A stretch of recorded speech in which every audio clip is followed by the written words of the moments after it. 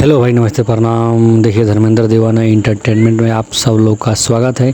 देखिए, power star Pawan Singh का ये जो सेवा में बानी भोले बाबा के जो टीज़र है, जो प्रियांशु सिंह का इंस्टाग्राम पे आ गया है, बहुत धाकड़ और ख़तरनाक टीज़र है। आप लोग एक बार देख लीजिएगा तो बोलिएगा कि साला ये कैसा गाना है यार, ये ऐसा होता है कंवर संग। ठीक है, तो पावर स्टार पवन सिंह का अगर नहीं देखे हैं जो teaser power star Pawan Singh का सेवा में बानी भोले बाबा का, तो जाइए प्रियांशु सिंह के इंस्टाग्राम पे आप लोग देख लीजिए। इंस्टाग्राम पे गाना रिलीज़ हो गया है, टीज़र रिलीज़ हो गया है।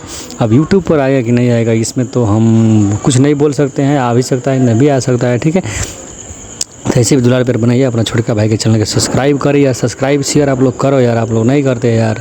देखिए, मजबूरी है, इसलिए इससे वीडियो बना रहे हैं। अब थोड़ा आप लोग सपोर्ट कीजिएगा तो अच्छा तरीके से फेस में आएंगे और अच्छा वीडियो बनेगा। ठीक है, ऐसे भी अपना दुलार पर बनाइए। और पावर स्टार पवन सिंह का टीज़र नहीं देखें तो जाइए टीज़र देखिए।